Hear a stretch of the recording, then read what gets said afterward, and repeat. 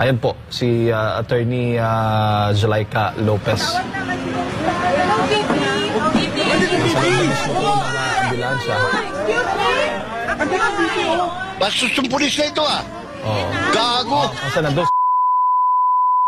Ninyong lahat, Martin Romualdez, Lisa Marcos, Bongbong Marcos.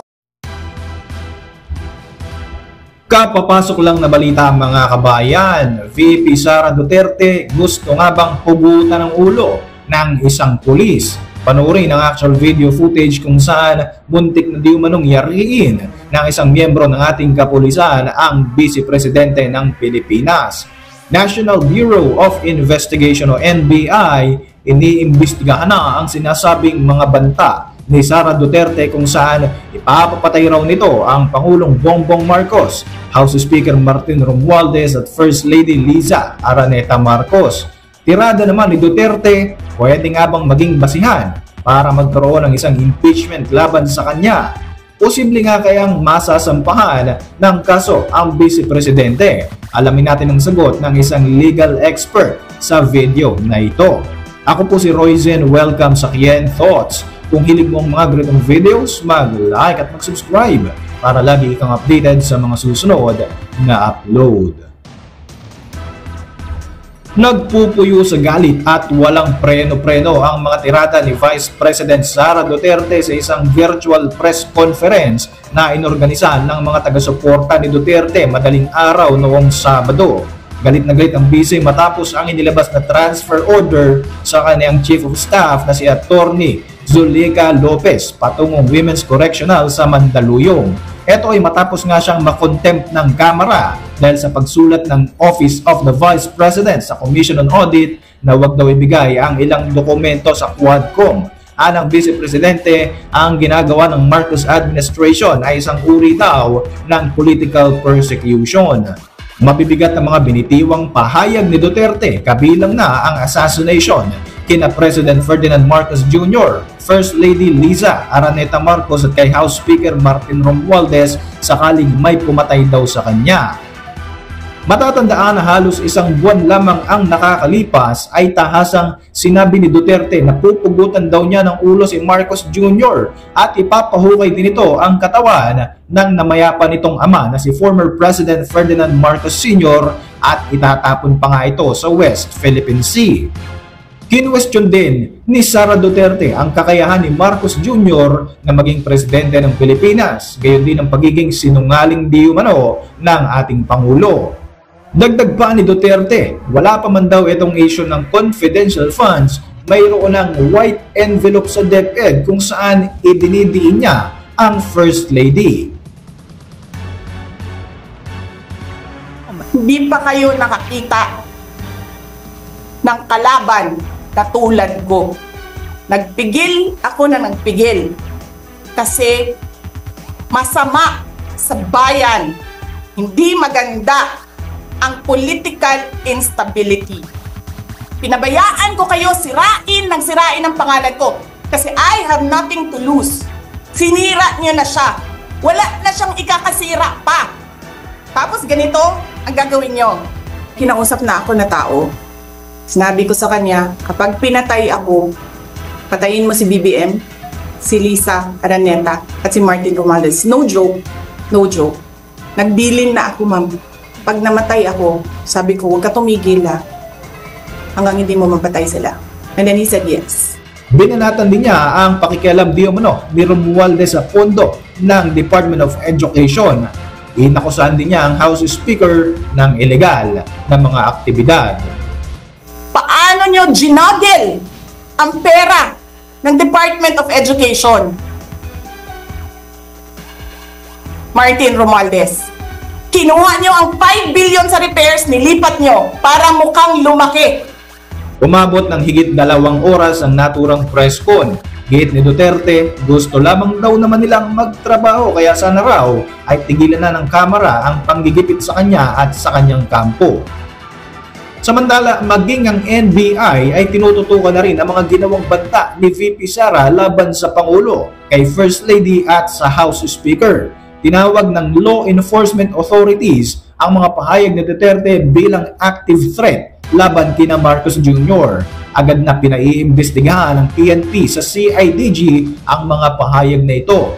Para naman sa NBI, sa kasalukuyan ay wala pang aktual na banta laban sa buhay ni Bongbong Marcos. Gayunpaman, sinabi ni NBI Director Jaime Santiago, ang rule kapag may threat laban sa Pangulo o maging sa pangalawang Pangulo ay kailangan itong seryosohin. Kaya naman, iimbitahin na rin ng NBI si Sara Duterte para sa isang interrogation. Pinag-aaralan na rin ngayon ng NBI kung pwede nga bang maharap sa kaso ang ating Vice Presidente.